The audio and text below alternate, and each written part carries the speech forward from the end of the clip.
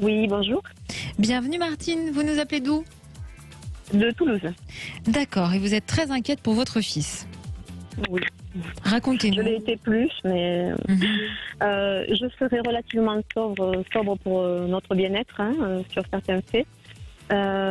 Justement, en fait, votre équipe a très très bien résumé. La personne qui a pris la communication préalable a très très bien résumé les faits. Vous avez très bien retranscrit la situation concernant mon fils qui revit chez moi depuis 1 an. Et ce que je souhaiterais savoir, c'est en fait, est-ce qu'il a des dépendances et est-ce qu'il est libre des actes de son père? Est-ce qu'il l'oblige en fait, parce qu'il passe un temps fou sur le téléphone et on voit qu'il n'est pas libre et il évite toute conversation et voilà. Alors, je sais que vous voulez pas trop vous étaler, mais pour les auditeurs qui nous rejoignent maintenant, il faut quand même qu'ils puissent comprendre. Et votre fils, quand il était petit, a été maltraité par son père, c'est ça?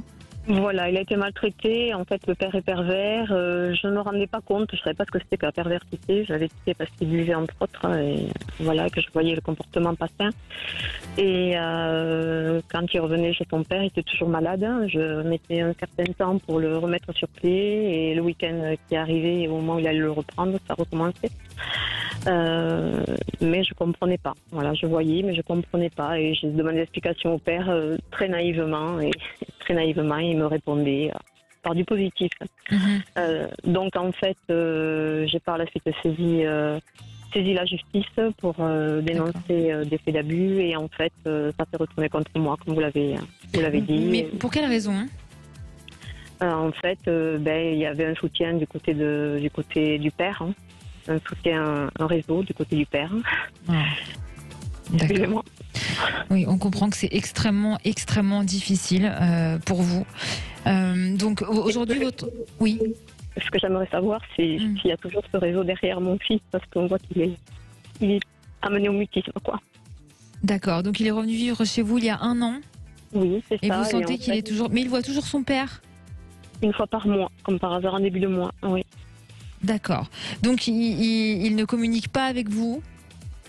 Très peu sur ça, il évite en fait, il essaie de me rassurer, mais je vois qu'à ce moment-là, son comportement il a des gestes assez vifs, il est un peu survolté, ça le rend émotif quoi en fait, et il a un état de fuite. Voilà. Quel âge il a? 19. Est-ce qu'il a déjà consulté un thérapeute? Il a toujours refusé, sur conseil bien sûr paternel, bien sûr. On ne peut pas mettre les faits, ça serait trop délicat pour le père. D'accord. Alors, Evelyne, c'est très délicat comme témoignage, vraiment très délicat, surtout pour la numérologie. Maintenant, d'après votre ressenti, sans aller dans tout ce qui est maltraitance et abus, bien évidemment, nous, on ne peut pas se permettre, on en est désolé, mais est-ce que vous sentez qu'il y a encore une influence du père et est-ce que le fils de Martine peut aller mieux à l'avenir ? Voilà, alors déjà on voit que votre fils, il fait quand même la part des choses. C'est vrai qu'il est influençable, je ne vais pas vous dire le contraire. Il a des changements d'humeur. Brusque, souvent à votre rencontre aussi, parce qu'il a peur que vous lui posiez des questions. Il essaie de protection. Où il essaie de ménager la chèvre et le chou. Les deux personnes, ses parents, qui sont vraiment à l'opposé. Vous êtes une maman inquiète, je le vois d'après les chiffres. Quand on a un chemin 22-4, c'est quelqu'un quand même qui pose ses règles, qui est carré et qui a besoin de protection autour de lui.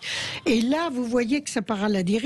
Vous êtes marié avec quelqu'un qui n'était pas du tout en adéquation avec vous et qui est manipulateur, on peut dire les choses, et qui a aussi des excès. Alors ça peut être des excès de colère, ça peut être des excès de tout genre.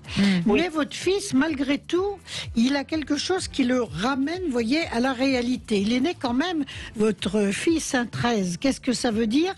Quelque part, il sait le bien et le mal. Il fait la différence. Il peut être influencé, bien sûr. Il est encore jeune. Mais malgré tout, vous voyez, il revient vivre chez vous. Alors, il n'abandonne pas son père. Il lui parle au téléphone. Tout se passe plus ou moins bien. Mais il n'a pas envie de vous inquiéter. Pour moi, je ne vois pas quelque chose de mauvais qui va lui arriver. Je vois que les choses, elles vont... De toute façon, ce mois de juin, le plus mauvais mois pour lui. Il n'est pas bien dans sa peau ce mois-ci. Il a peut-être des problèmes ou d'argent ou de choses qui le tracassent, mais je pense qu'il a quitté l'école en plus. Et Oui. d'accord. Et je pense qu'il a envie de voir sa vie autrement. Déjà à partir du mois de juillet, vous allez voir un petit changement en sa faveur. Positif, oui, qui va l'amener peut-être à autre chose. Vous savez qu'il a quand même des ressources, votre fils. Il a de l'instinct. Et ça, c'est pas mal. Il va faire la part des choses et revenir à quelques réalités. À partir de l'an prochain, les choses, il va se stabiliser, il va peut-être trouver un travail même. Voyez ? Parce qu'il a arrêté l'école à cause de tout ça, je suppose. En fait, quelque part, il avait suivi un cursus qu'il a arrêté par le Covid parce qu'en fait, il était complètement incapable de se concentrer, totalement agité. Oui. Voilà, il a repris une formation, il en attend le résultat, mais il est dans l'incapacité à s'investir dans le travail. Je sens qu'il est investi dans autre chose qu'il ne peut pas me dire. Il est dans un... Pardon. Il y a peut-être encore Oui. certainement, d'après ce que vous dites, il y a encore une emprise Oui. du père. C'est sûr, il est dans un mal-être de toute façon. Et puis là, ça s'impose un petit peu plus jusqu'à la fin du mois. Ensuite, vous allez voir que ça va aller beaucoup mieux. Peut-être que son père, alors ça, je peux pas le voir. Je vois bien que son père, de toute façon, il y a des difficultés pour lui actuellement. C'est peut-être ça qui rend aussi son fils mal, oui, on va dire ça comme ça. Mais je ne vois pas de choses où on le force à faire des choses. Ça, rassurez-vous, c'est pas le cas.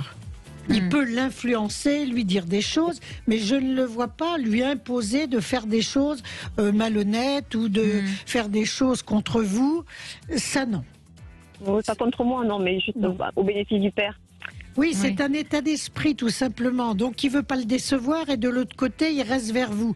Et pour ça, il ne veut pas en parler. Vous voyez, il a la délicatesse au lieu, donc il se renferme. Et c'est vrai que là, il est un peu plus mal que d'ordinaire, mais ça devrait s'arranger à partir du début juillet. Est-ce que vous percevez, Evelyne, peut-être des séances avec un thérapeute à l'avenir? Est-ce qu'il se décidera à le faire? Alors, c'est vrai que lui aussi, il est un peu, je dirais un peu tordu, il hésite à faire les choses, il fait un pas en avant, deux en arrière, et c'est quelqu'un qui n'est pas facile à conseiller. Ça, exact. il faut tomber, il faut arriver à le prendre par les sentiments. Et ça, vous ne savez pas très bien le faire avec lui parce que il vous sent dans la rigidité.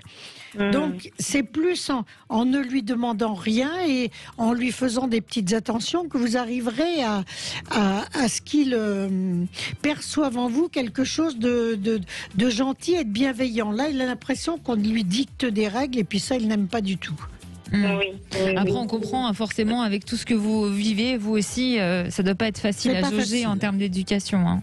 Non, pas du tout. Totalement. En fait, je lui ai inculqué les règles effectivement, qui suivait, et puis son père a dit mais qu'est-ce que c'est ces règles? Alors là, on va s'atteler à démonter tout ça. Il a tout très bien démonté. Et c'est une calamité pour l'enfant qui se perd. Et une fois, vers 7-8 ans, il m'a dit, revenant chez son père, je sais pas s'il faut que je sois comme toi, ou si je pense comme toi, ou si je dois penser comme papa. Vous êtes à l'opposé vraiment. Alors c'est difficile de se situer au milieu pour votre fils. Peut-être laisser faire. Moi je dis ça. Tout je à ne sais fait. pas. Vous avez raison, lâcher Trina. prise, le laisser prendre ses décisions.